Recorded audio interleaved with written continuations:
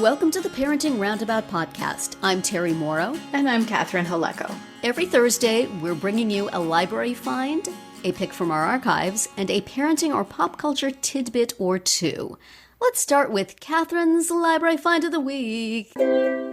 So, as you know, as you may have heard at the library, we circulate not just books, not just DVDs, CDs,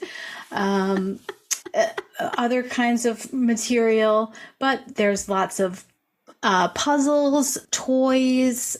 There's puppets that come around, which are a pain in the neck, let me tell you, because they don't have barcodes that can be scanned. They have their barcodes written inside where you put your hand in the puppet. And for goodness sake. They are, when you use like an ink pen to write a series of numbers inside on fabric, it doesn't work that well, let me tell you. It does not. So anyway, the point being that there are things other than books that circulate. Right. Many of them are for children, but there are also things for adults. And I encountered this hilarious one of those murder mystery games that you can play at home. And it is called 80s Mall Murder Madness. So it came through as a folder with just a whole bunch of paper inside it. Yeah. And you're meant to photocopy these things and use them to host your own Mall Madness murder party. And it is for people of a certain specific age. Very specific. And the premise is this. Rich businessman Whit Wiley is found washed up and lifeless in the fountain of his newly opened mall. Oh, no. Find out what happened through thrilling and hilarious hours of murder mystery in this immersive crime-solving game. Thrilling and hilarious. That's a big promise. Yes, it is. And it's pretty funny that it says hilarious hours. Like, it will take you hours to play this game. I hope you're ready for it. That was a thing for a while, those at-home murder mystery games. I know I had a couple of them. I don't remember if we ever threw the party that went with them or if we just kept them in the china cabinet for years saying, we'll do this one of these days. Yeah, someday. But I thought that period was well over. When did this game come out? Has it been just sitting on a shelf at the library? It wasn't even from our library. It came from another library. Yeah, good question. It's set in 1985. Well, it's definitely a retro thing, so it was not made in 1985, clearly. Yeah. But a definite high decade for malls. It has a lot of... Its average customer review is 4.4 out of 5 stars. Wow. That's pretty good. People sent in some pictures of them doing it. I'm looking at the little box of Game Kit Includes. It has a USB with downloadable game files to print and play multiple times. Different endings. Yep. It has an easy Evite tool to send custom email invitations to guests. Detective videos narrated by a real Broadway actor. Oh. It doesn't say not who exactly who that actor is. A torch in something. A mystery also. Is that because it's nobody you would know, or is that because it is somebody you know and he didn't want his name on the box? Yeah, good question. I'll do this for you out of friendship, but you may not advertise my name. And then costume and decor suggestions with links to purchase on Amazon. Mm-hmm. Get those influencer points. Get that kickback. Get that affiliate dollar. Excellent. Yes. Because nobody goes to the mall anymore. Right. And there's even a bonus game, a second secret surprise game from our catalog that's not available on Amazon. I notice on Amazon there's a bullet point that says it's created by Broadway professionals. Yes. Developed by Broadway performers, writers, and talent. Talent needs quotation marks around it. Right. Interesting. What does that mean exactly? Is that like behind the scenes people, or is that like not a performer? Right. A talent. Mm-hmm. Mm-hmm. So when you good borrow subjects for a mystery, yes. Solve the mystery of Who this pitch. Is this performer? It seems like when you buy it from Amazon, all you get is the thumb drive. But you get it, when you borrow it from the library, it's all printed out, and you're supposed to photocopy it. Yeah. So, and whenever interesting games and puzzles and kids kits of, there's a lot of, we have all these kits where it's like a book or two, and then a bunch of related toys or items, and we have to count all the pieces and make sure they're all there, to be like those counting bears, like make sure there's 14 blue ones and 12 green ones and whatever else. And so I had to count all of the pieces of paper that were there's this many like character descriptions, and there's this many plot summaries, and all that stuff. So yeah, printed it all out. But wow, I thought that was quite amusing. I think you need to check that out now, Catherine, and give that party. Yes. And report back. Yes. I don't have access to it, but you could do it. Well, you could buy it on Amazon. I also have no friends, so can you play this over Zoom? This is what I need to know. I bet you probably could, actually. I bet you could. Yeah. Next pandemic, we'll give it a try. Right. Ugh. That's hilarious, though. The 80s mall theme makes me think of what was it, Robin Sparkles' Let's Go to the Mall on How I Met Your Mother.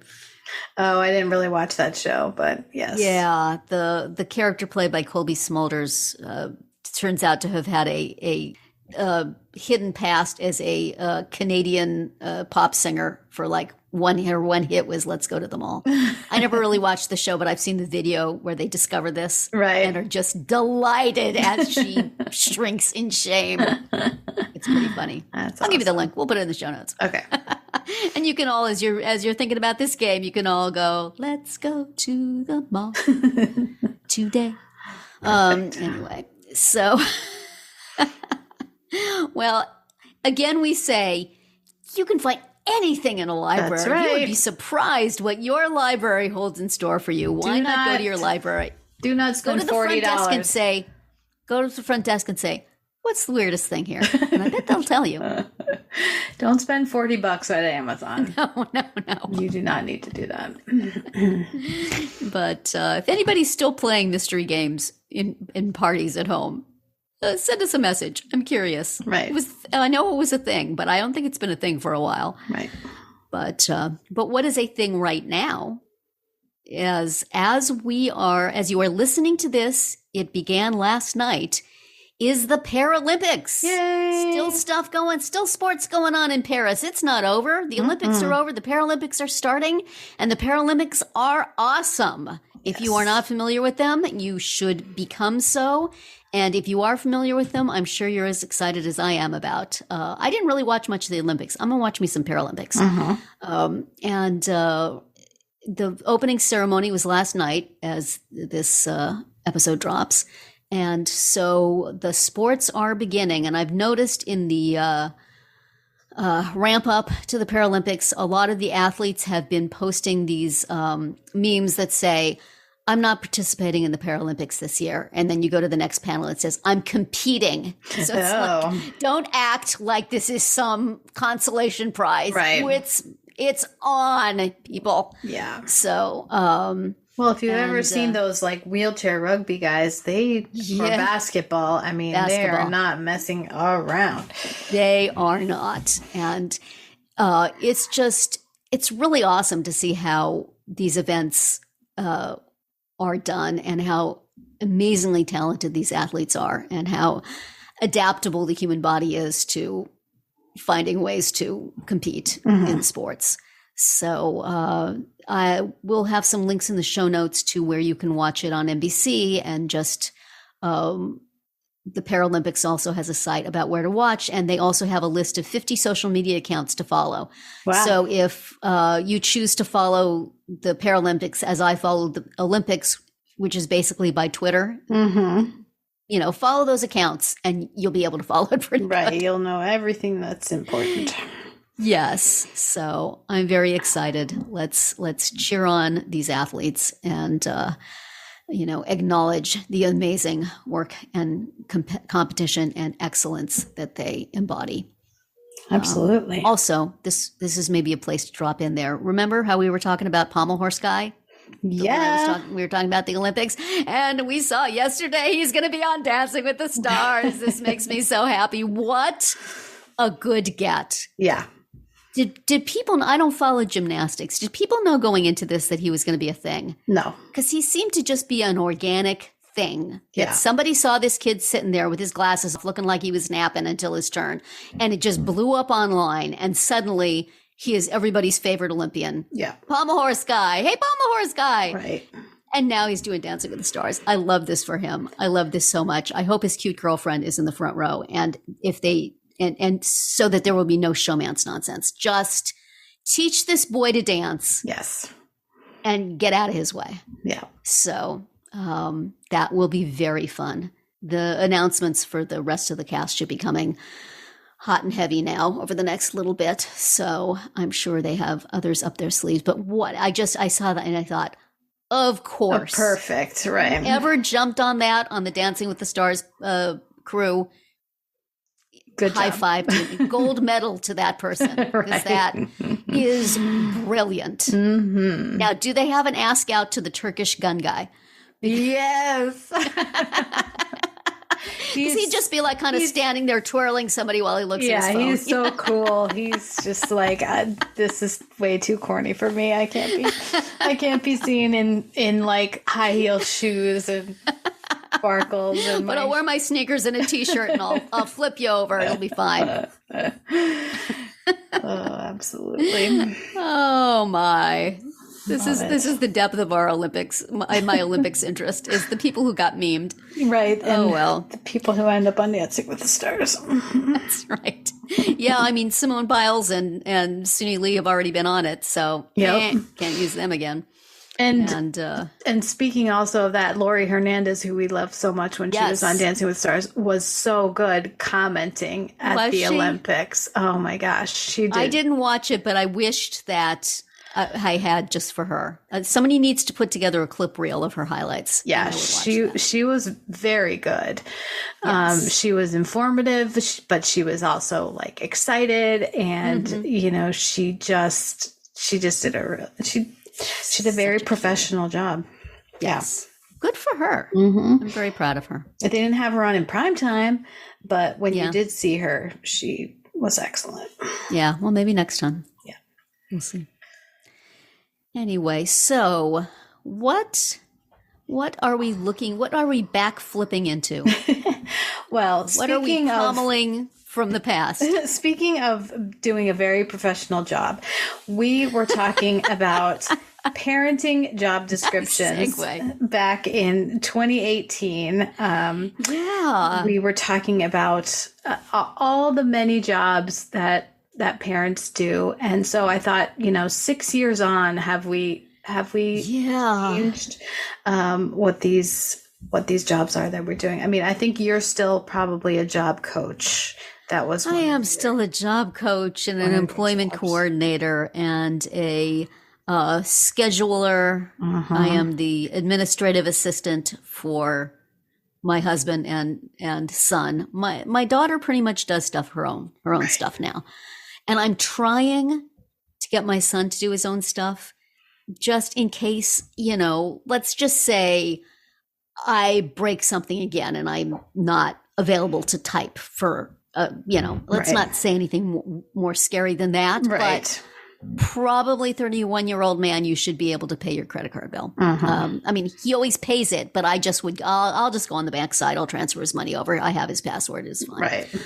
He should sit down and do that. So I'm trying to get him to start doing that when he has a bill with the doctor. this is how you do. You go here, you put in your credit card number, and I feel silly when I'm doing, because it's like, it's just so much easier, and Yeah. but we're trying. I'm trying. So what does that make me? A vocational educator, a skill supervisor, Kind of life trying skill to- sort of situation. Yeah, life skills. Exactly. Yeah.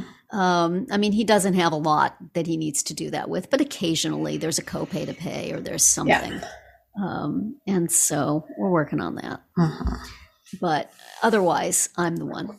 And I do it for my husband too. Right. He doesn't, I pay all the bills. Yeah. And when you say pay all the bills, I mean, I facilitate the paying of the bills. Right. It's not like I'm taking out my purse and giving somebody cash. It's like, it's our money, but I'm the one. But you're the one who's actually like, not writing the check, because we don't do that anymore. I see this is due now. Let me go hit the button saying to go ahead and pay it. Right. It's not a big deal. Certainly anybody could do it. It's just, I've been doing it forever, so it's just easier to just keep doing it. As we learn as parents, teaching somebody to do something is a million times harder than just doing it yourself. Yes, I know you need to learn how to tie your shoes, but it's been 45 minutes. I'm just going to tie them when we go. It's like, at some point, it's just so much easier to just do it, even though it's bad and wrong, and we know it's bad and wrong. Right. So I am almost completely out of the chauffeur business. Me too, I guess. Yeah. Well, yeah. Because you don't have your writers have, left the area. Yeah. And Uber business is going downhill rapidly. Yes. And now everyone has their license, because for a long time, that was the issue was my younger one. Well, I still do drop off and pick up my son sometimes, but like all summer, my husband's been off, so he's done everything. Yeah. My daughter has a license. If she's available, she's always happy for an opportunity to drive. Right. So I feel no guilt whatsoever saying, why don't you do the pickup? And sometimes I'll have her take me places I need to go, just because she enjoys driving now more than I do. So if she's available. So it's like, that job has fallen off significantly. Yeah. Now you're just always the passenger. That's right. Not the driver. It's an important job. Yes. I navigate sometimes. My husband had to go into New York City the other day, and he was going someplace he's been a number of times in the past, but not recently. Yeah. And he's like, we looked it up on the Google Maps at home, and he's like, oh yeah, I kind of remember how to get there. I'm sure it'll be fine. And I'm like, OMG, it's New York City. It's like, there's closed roads, there's traffic, there's this, there's that. You get in the wrong lane, suddenly you're going someplace else. In his case, he accidentally went to Brooklyn because he doesn't have a smartphone. Yeah. And even if he did, he can't be looking at it while he's driving. Right. So he would call me and say, hey, I'm lost. Can you see on your locator where I am? And tell me where to go. So I'm like the remote navigator now. Instead of being the one in the car. I'm the, it's like when the operative is on the mission and something's, he like taps into his ear. Right. He's got his little earpiece. And then there's some lady in front of a computer somewhere tapping things going, okay, do this, go there, do that. Right. That's what I am. What job is that? CIA, support agent. So that's what I felt like. It's like, okay, we have the tracer on you. We can see where you are. The enemy is coming up quick. You need to quickly turn down this alley. Yeah. Oh, man. I hated that so much.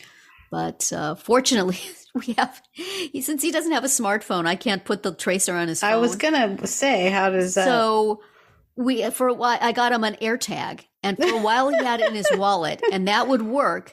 But then it stopped working. I replaced the battery. It still didn't work. So we had one in the dog's collar. Because when we adopted the dog, they said, get a collar that you can put an AirTag in, and then if she runs away, you'll know where she is. Right. So that worked out great until she went to stay with her cousin dog. Yeah. And apparently somebody else in that neighborhood had AirTags, and every time they asked for their AirTag to ding, it dinged the AirTag on her collar too. Oh no. It was pissing off the dogs. So I had her take the AirTag out, and she gave it to us. when we came and picked the dog up, and we just put it in the glove compartment and never took it out. Right. So now if he happens to be driving that car, yeah, I can track him. Okay. The tracker shows a little picture of a dog, but still, I know it's him. He's driving the other car. No, we're out of luck. He's in the other, but he happened to be driving that car. Right. So I could do my background tech agent thing. And then praying. Also, I prayed for him quite a lot. So what's that job? Spiritual assistant. Right. How about you? What jobs have replaced chauffeuring for you? That's a good question. I mean, sometimes it's, writing tutor, working on homework, reviewing papers and stuff. Oh, I remember those from college days. But they do have a writing center on campus, so sometimes I don't that's nice. Sometimes I don't get that commission. I have to give it up. No, very much better to have if there's somebody else who will do it. Yes, preferred for sure. So but just they respect that advice. Number one, and number two, so that they get used to having their problems solved by somebody other than mommy. Yes, exactly. Yeah. And just that, I think last time we talked about this, Nicole was saying, just sort of like general life coach. Like, oh, yes. How do we do this? Definitely. How do we do that? As an adult, we need to do X or Y. Yeah, that kind of thing. Yeah. So I feel like that's a role. Adulting consultant. Exactly. Yes, for sure. Yeah. That is true. That is never going to end either, is it? I don't think so. I mean, I guess it ends when they have to do it for us. That's true. Yeah. I worry about what happens when we come to that point, because I don't think I'm training mine up well enough to be doing that, but we'll see. I guess we'll see. You might have to put that on the curriculum. Yeah. Well, I have had this project in my head that I should pay bills in an organized fashion such that we sit down, me, my husband, and my daughter all sit down, and I show them, here's this bill, here's what I do, here's that bill, here's what I do. But I just pay things as they come up. Okay, this is due. If I have enough money, I'll just pay it just so I don't have to think about it anymore. Right. I don't like to have the things weighing on me. So that is something that I'm thinking I need to be life coachy about. Mm-hmm. One problem is I don't really have time. One problem is I don't really want to. And the other problem is it's preparing people for my death. So it's like not real motivating. Right, exactly. Not a strong incentive to get that done. For sure. Yeah. But at the same time, I want it to be done. Yeah, for sure. Before that time. But I don't want to act like that time is soon. Yeah. So all the time in the world. That works out well for people, right? Exactly. Osip says, I wish I had told my daughter how to balance a checkbook the last time I saw her. Bill. Yes. But the daughter and the wife went someplace. They didn't get gunned down at the cafe, right? I don't know. Okay. Because at some point he said something. Well, he said to Anna, he wants you to get away safely like I did for my wife, which made me think that he had arranged for his wife and daughter's departure. But you would think that he would seeing them again. Yeah, how would he? Wouldn't he have known that that was the last time he was seeing his daughter? Yeah, well, maybe stuff happened fast. Yeah, I don't know.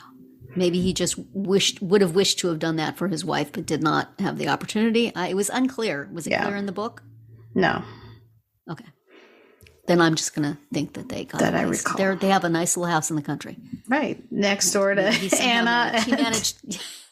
Somehow he managed to slip away from his doom. Yeah. Otherwise, maybe he could take over Alexander's digs. Yeah. It's like, okay, I'm an enemy of the people now, so put me in that little hovel up there. I can wait tables. He's a talented dude. He could fit right in. He could probably make friends with the staff eventually. He just had to basically shave and stop wearing that hat. And then That's right. he will be unrecognizable too. He could just blend right in. Yeah. Yes. Yes. For sure. Referencing A Gentleman in Moscow, which we have been watching. Yes. Refer back to our episode on Wednesday. Yes. We did parenting tips from A Gentleman in Moscow. Next time we'll do parenting jobs from the TV shows. Thank you for listening. You can find all our episodes on Spreaker, Apple Podcasts, Amazon Music, or wherever you get your podcasts. You can find recaps, links, and an opportunity to comment on our website at parentingroundabout.com. You can also talk to us on our Facebook page, on Instagram, or on Twitter, where you'll find us at Roundabout Chat. And please visit our Amazon shop at amazon.com/shop/mamatude, where you can find links to a lot of the things we've talked about over the years.